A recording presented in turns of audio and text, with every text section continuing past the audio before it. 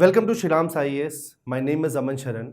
Today, in our series of 1 PYQ a day, we'll be discussing the question from GS1 from 2023 UPSC CSE mains. Okay, we'll be focusing history part in that.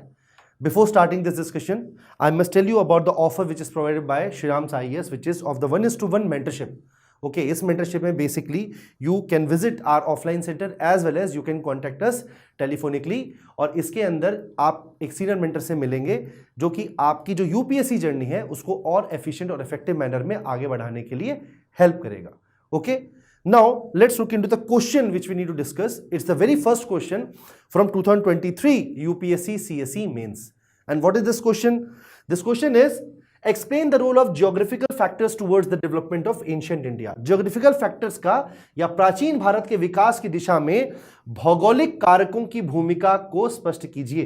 ठीक है, थोड़ी सी हिंदी जो है hi-fi हो जा रही है, लेकिन what you need to understand is that कि भौगोलिक कारक या फिर geographical factor ये इंपॉर्टेंट कीवर्ड है इस पर्टिकुलर क्वेश्चन में. जैसे कि मैंने पहले भी आपसे बताया है कि एक क्वेश्चन के अंदर कीवर्ड्स ढूंढना बहुत इंपॉर्टेंट होता है. तो what are the keywords in this particular question? The keywords are explanation. You need to explain. आपको एक्सप्लेन करने की जरूरत है. यहां पे अगर डिस्कस होता, मेंशन होता या क्रिटिकली एनालाइज है, इवैल्यूएट होता तो उसके अपने अपने मीनिंग्स हो जाते. But here the keyword, the directive word is explain, and the key word is geographical factors towards the development of ancient India. Try to understand. यहां पे हम ancient India की बात कर रहे हैं तो we need to stick to the ancient India part of our history.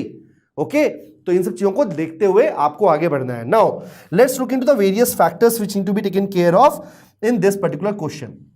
देखिए, सबसे पहले तो जैसे कि यूपीएससी क्वेश्चन का एक प्रोटोकॉल होता है कि आपको जो आंसर है वो introduction, body and conclusion format में बेसिकली प्रोवाइड करना है.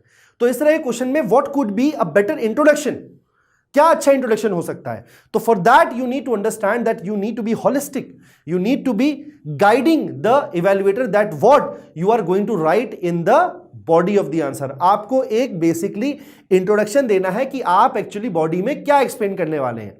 तो यहां पर आपको बेसिकली यह मेंशन करना पड़ेगा कि जो ज्योग्राफिकल फैक्टर्स हैं they largely decide the history of a country diverse like India. और इस तरीके से आप इंट्रोडक्शन जो है वो आप देंगे. Of course it's a 10 marker question, 150 word question. So your answer, your introduction can't be more than 20 to 25 words, क्योंकि 20 से 25 वर्ड्स अगर आप इंट्रोडक्शन में लगाएंगे और कंक्लूजन में 20 से 25 वर्ड लगाएंगे तो वहीं पर कहीं ना कहीं 50 वर्ड्स कंप्लीट हो जाते हैं. और इस तरह के क्वेश्चन में बॉडी के अंदर चूंकि एक्सप्लेनेशन डायरेक्टिव वर्ड दिया हुआ है तो you have to write a bit more. तो that's why you have to preserve your words. आपको अपने वर्ड्स बचाने हैं ताकि आप बॉडी में अच्छे से हर एक चीज को एक्सप्लेन कर पाए. Okay, so now let's look into what to write in the body of this answer, which is the most important aspect of a question, क्योंकि actual answer जो होता है वो body में ही होता है. Okay, so in this particular question, while answering, you need to explore the various factors, the various geographical factors which basically look towards or which basically show the development of ancient India. Now, the very first factor in that is river system in agriculture. जैसा कि आप जानते ही हैं कि Harappan civilisation, जैसे कि Indus valley civilisation भी कहा जाता है, उसे इंडस वैली सिविलाइजेशन कहा ही इसलिए जाता है because it was based in the valley of Indus river system. Apart from that वहां पे हड़प्पा का तो आपको लिखना ही लिखना है. साथ ही साथ थोड़ा सा आगे जाते हुए, एंशिएंट इंडिया में आते हुए, आगे बढ़ते हुए, महाजनपद काल में आते हुए, what you need to take care of is that कि जो गंगा रिवर सिस्टम है उसके अराउंड जब महाजनपद काल, जब आपका महाजनपद काल आता है तो वहां पे सिटीज डेवलप होती हैं, पाटलिपुत्रा जैसी, वैशाली जैसी, इस तरह की सिटीज जो आगे चल के डेवलप हो रही हैं, that are also on the banks of a river which is Ganga. ठीक है, अब इस बात को समझिए आप कि ज्योग्राफिकल फैक्टर्स कैसे डिसाइड कर रहे हैं. ऑफ कोर्स जब भी कोई सिविलाइजेशन एक रिवर सिस्टम के पास रहेगी तो उसके पीछे क्या रीजंस है.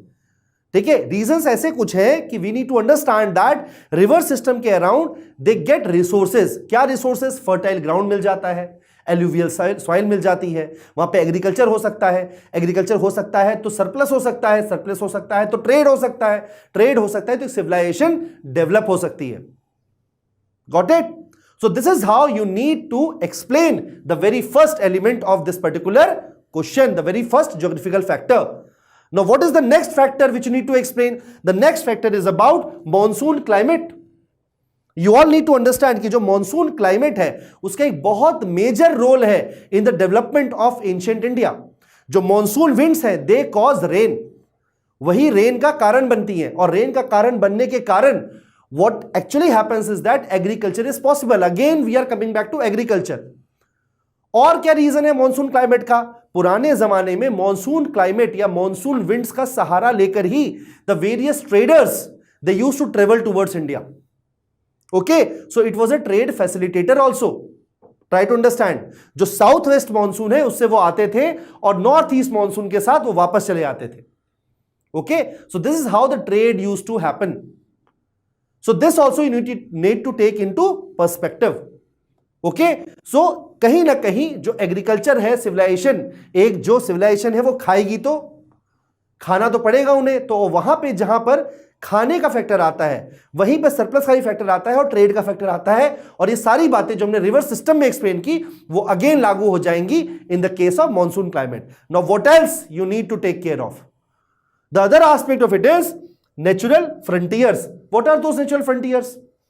Natural frontiers like passes in Himalayas. आप जान ही रहे हैं कि हिमालयाज जो हैं वो हमको चाइना से अलग करते हैं, तिब्बत से अलग करते हैं. ये जो नेचुरल फ्रंटियर्स हैं जो हमारे northern part of the country में सिचुएटेड हैं, वहां पे पासेस हैं और उन पासेस से ही you need to understand Greeks आए और बाकी फॉरेन एलिमेंट्स या फॉरेनर इन्वेडर्स आए, चाहे वो पारसी हो चाहे वो ग्रीक्स हो, they all travelled from there. Okay, so those all things, Khyber pass जैसे ये पासेस है हिंदू कुश में, तो इन हिंदू कुश के पासेस के थ्रू ही the armies of the foreign nations they came to India and basically इसी के थ्रू एक कंपोजिट कल्चर बन पाया ड्यूरिंग एंशिएंट इंडिया. अब इन्हीं बेसिक इन्वेजन्स के कारण बहुत सारे आर्ट एंड कल्चर के भी एस्पेक्ट्स इंडिया में आए, जैसे कि Gandhara school of art. Gandhara school of art जो है वो कहीं ना कहीं यू नीड टू अंडरस्टैंड कि उसमें जो ग्रीक इन्फ्लुएंस है वो इसलिए आ पाया because Greeks were able to reach India. Okay, so natural frontiers also became a factor of the development of ancient India. This is the way in which they became such a factor. Now what else is there? The other aspect is trade and urbanization. Trade and urbanization को कैसे हम लेंगे? Try to understand. जो हमारे coast lines हैं वहां पर जो शहर एस्टैब्लिश हुए, जैसे लोथल हुआ, ताम्रलिप्ति हुआ. Lothal is on west coast and Tamralipti is on east coast. So इस तरह के जो जंक्शंस हैं, जंक्चर्स हैं, वहां पर जो ट्रेड डेवलप हुआ विद रोमन्स, विद मेसोपोटामियंस, इन्हीं के थ्रू इंडिया का एंशिएंट इंडिया का एंशिएंट पार्ट डिफाइन होता है. So that is also you are suppose to write in this particular question. Okay, और साथ में आपको एग्जाम्पल भी देना पड़ेगा सब्सटेंशिएट करने के लिए अपना क्लेम. तो when I am saying Lothal, when I am saying Tamralipti, you need to write all these things. Got it? What else is there? Other part is regional diversity. Of course we are a diverse country right from the starting itself. Okay, during the Mahajanpad Kal, a lot of religions were basically coming into picture. चाहे वो Jainism हो, चाहे वो Buddhism हो, चाहे वो चार्वक philosophy हो, चाहे उसको आप समझिए आजीविकास की फिलॉसफी हो, या बाकी रिलीजन वैदिक रिलीजन्स हो, तो कहीं ना कहीं इसके इंटरमिंगलिंग से जो एंशिएंट इंडिया में कल्चर डेवलपमेंट हुआ है, that is also a factor which became a reason of the development of those times. तो आपको इसे भी लिखना बहुत जरूरी है. Okay, so that's what you need to understand in this case. Got it?